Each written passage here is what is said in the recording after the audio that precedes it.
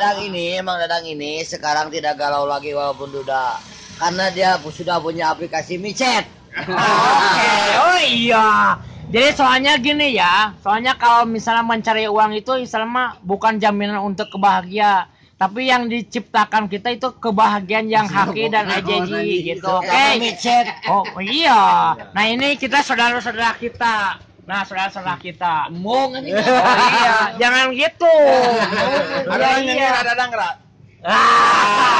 Itulah yang disebut OTG, orang tanpa gigi ya. Tapi kita Islam berkumpul-kumpul gini bukannya Islam kita jangan membentukkan silaturahmi, tapi memanjangkan silaturahmi itu memanjangkan umur kita, oke? Panjang mana di silaturahmi, huntu tak panjangan. Soal ini soal bukannya soal gigi sih bukan jaminan, tapi yang jaminan itu hatinya.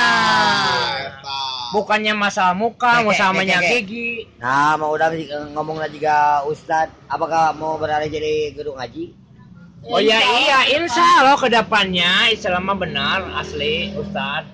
Jadi tapi sekarang mah jangan sampai terlena lah dengan misalnya mah yang masalahnya mencari uang. Tapi yang harus diperhatiin itu silaturahmi.